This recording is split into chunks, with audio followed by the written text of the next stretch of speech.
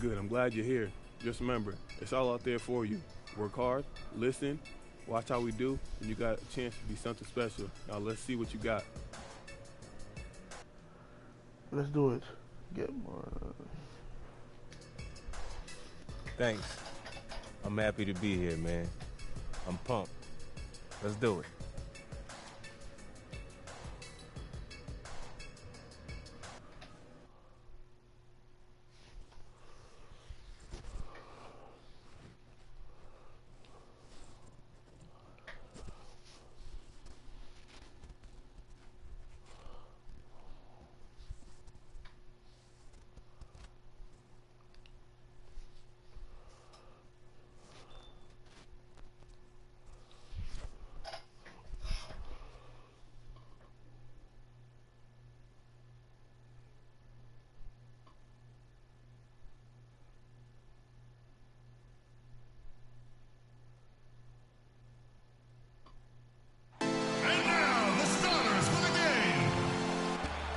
What's going on, everybody? It's your boy Trey King, aka.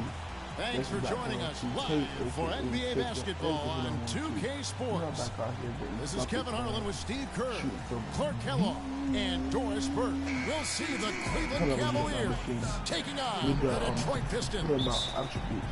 And back in action is Quincy Miller. They're more than happy. Let's see what you got, son. Oh, I got plenty. I'm not going to tell you I'm playing on Hall of Fame, I'm playing on Pro right now. Checked in for Anderson Varejao. And first quarter, we're about 3.5 minutes in. The Detroit Pistons, a proud franchise, of course, from 03 to 08, 6 consecutive trips to the Eastern Conference Finals. And Clark in 2004, the NBA title.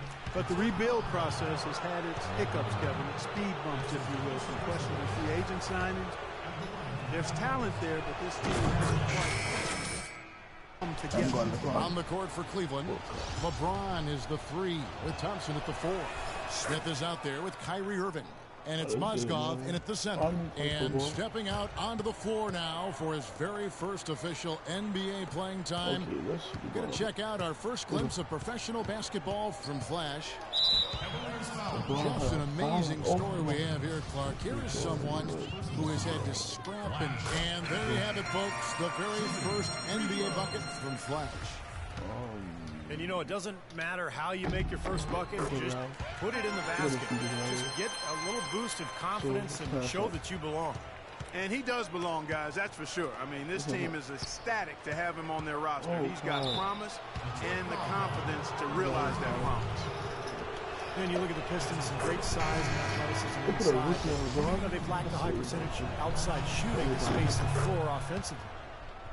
And you know, for the Pistons last season, you look at the size and shot blocking ability, and you thought that team would be tougher defensively. That wasn't really the case.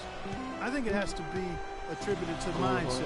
Those young, big, athletic guys have to become much tougher mentally at the defensive end to be really successful. Jackson misses. The Cavaliers leading by 8.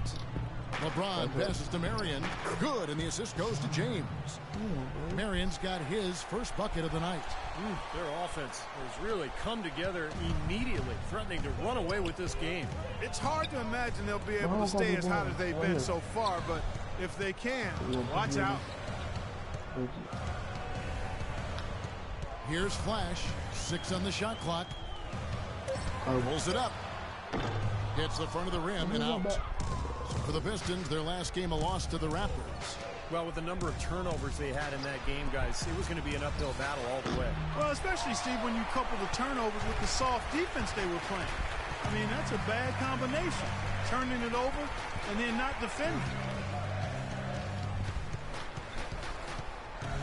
35 seconds left to play in the first quarter. Shoots a 3. No good. And Cleveland will come the other way. They want to keep rolling here following the win against the Thunder. And I thought, guys, they were the beneficiary of what was some lackluster defense being played against them. I agree with you. I mean, it was really shocking how many free runs to the hoop they got. Pistons trail by 12. Jackson drives in. Here's Flash. Misses the 3. And here is Shumpert. A 14-point game for him in the win against Oklahoma City.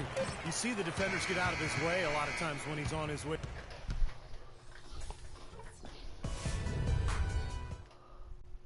Domination in the... Welcome back, folks.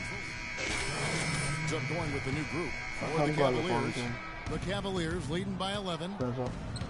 Well, it's funny. Back when LeBron joined the Heat, some critics said he'd given up the chance to be the franchise player and carry his team. But guess what? No matter who LeBron plays with, he's always the franchise player. That's how good he is. So on the floor for Cleveland, they've got Mozgov. Irving is out there with Iman Shumpert. And it's LeBron James. And it's Marion in at the power forward position. I thought they did a better job of getting it inside in the first.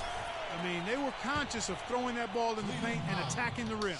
And you think back to LeBron after the 2011 finals, many also questioned whether he had, quote unquote, what it took to win a title. He's obviously answered those questions. And their interior defense getting exposed once again. How many open looks at the rim are they going to allow? 1:31 left in the first half. Shot clock at 6. Here's Flash. The second chance effort. Jackson misses. Typically, guys, he has the body control to finish when he's in that tight. I'm not sure what happened there. Irving kicks to Mozgov. Outside Irving. From outside, off the mark. And some harsh criticism, Clark, for LeBron after the decision, or his comments after the 2011 finals. Yeah, you know what, Kevin? It's really impressive to see how he's handled that. He misspoke and mishandled both of those situations. And to his credit, he's expressed regret about those things, displaying a maturity we've always seen in him. One of the remarkable things about LeBron is that for the magnitude of his celebrity and his stature and the expectations, I don't know if we've had an athlete handle himself any better under the hot, bright lights of stardom. And that's all. The clock runs out, and we're heading to halftime. Oh my gosh, I'm doing bad this game. Okay, everybody, pay attention. We definitely got some stuff to go over from the first half. We're not going to let this game get away from us. First thing to talk about is our offensive rebounding. It's been steady. I like the effort I'm seeing out there. And we welcome you. Just over 2.5 minutes played now here in the final quarter of regulation. Monroe and Drummond there inside. Jennings and Meeks in the backcourt. And it's Butler in at the 3, the small forward. That's the group for Detroit right now. All right, let's go over to the sideline with Doris Burke. Over that last break, Kevin, I got a chance to hear what Stan Van Gundy said to the team. He told the players he wants a high volume of shots for the remainder of the game.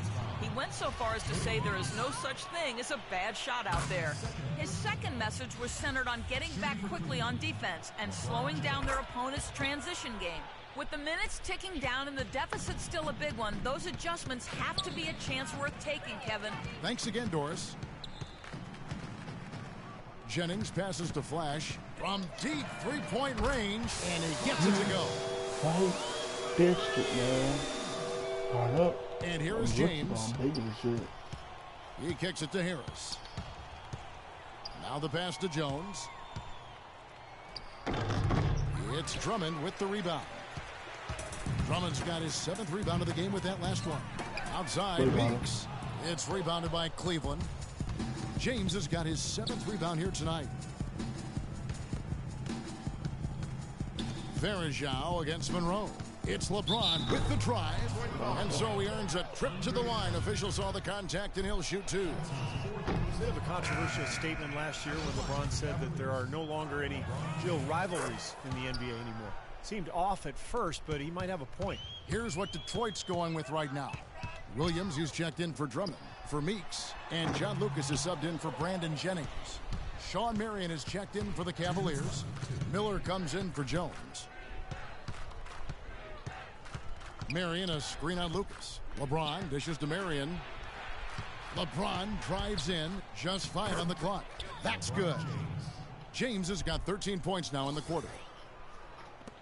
And the logic LeBron used in making that rivalry statement was that all of these players, Clark, have known each other for so long, coming up through amateur tournaments, AAU and the like. And not to mention, Kevin, that with how free agency is structured now, there's a lot more player movement going on. Still, I can't get 100% on board with what he said, because there are teams that clearly don't like each other. Well, guys, this was never really a contest, just total obliteration. And you can safely say mission accomplished now for the Cavaliers. And this was one that never really was in doubt, I thought, Stephen Clark. An all-around dominant performance. Clark, and you kind of thought that maybe even going into the game. I certainly did, and they just cracked it open and made it an NC. No contest. Yeah, I like that. And this will make it 41 victories for them on the year. This will make it back-to-back wins for them in the first 2 games of the season in this matchup. And against a conference opponent who you're going to see 4 times total on the season, Steve, a 2-0 advantage is a pretty good lead. Fantastic show put on. What an amazing game all around it was for LeBron James. Just an outpouring of points from him. Nobody can do anything really to stop it. Well, their offense has kicked into gear, but seems to have arrived a little bit too late. And as a coach, that can really be frustrating. I mean, your guys were stumbling along for most of the game, and now, when it's basically over, they finally decide to come alive. And the Pistons making a change here. Tolliver's checked in. Cleveland also making some changes. Brendan Haywood, he's checked in for James. And it's Iman Shumpert in for Harris. Haywood with the screen on Lucas. Off the screen. Again, the Cavaliers score. They didn't take their time wrapping this game up. They pretty much did it in a hurry. Yeah, they had a nice spurt to polish this one off. Here's Flash. From deep. Off on that one. And